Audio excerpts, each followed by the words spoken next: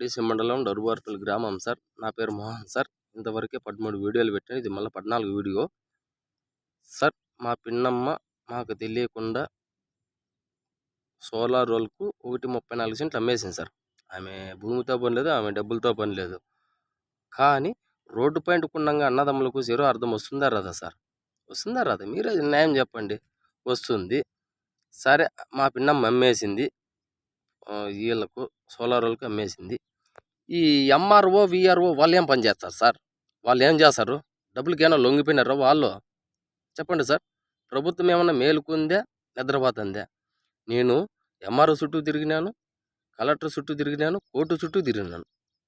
కానీ ఈ ఎంఆర్ఓ ఏమన్నా డబ్బులు ఏమన్నా తిన్నాడా, విఆర్ఓ ఏమన్నా తిన్నాడా?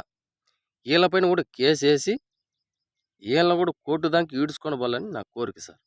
కానీ అంతవరకు నేను చేయకూడదని నేను మనస్ఫూర్తిగా కోరుకుంటాడది.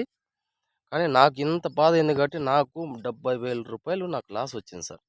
బాల్కి పెట్టి వీళ్ళకి పెట్టి కోర్టు చుట్టుకరం తిరిగి ఇంజక్షన్ ఆర్డర్ తెప్పించుకొని అది కూడా పని చేయలేదు.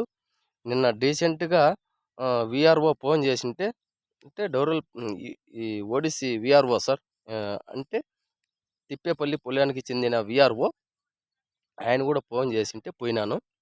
పోతే ఎంఆర్ఓ మాట్లాడాలి కానీ విఆర్ఓతో ఏం పని ఉంది మాకు? ఆయన రమ్మంటే మేము పోయినాము.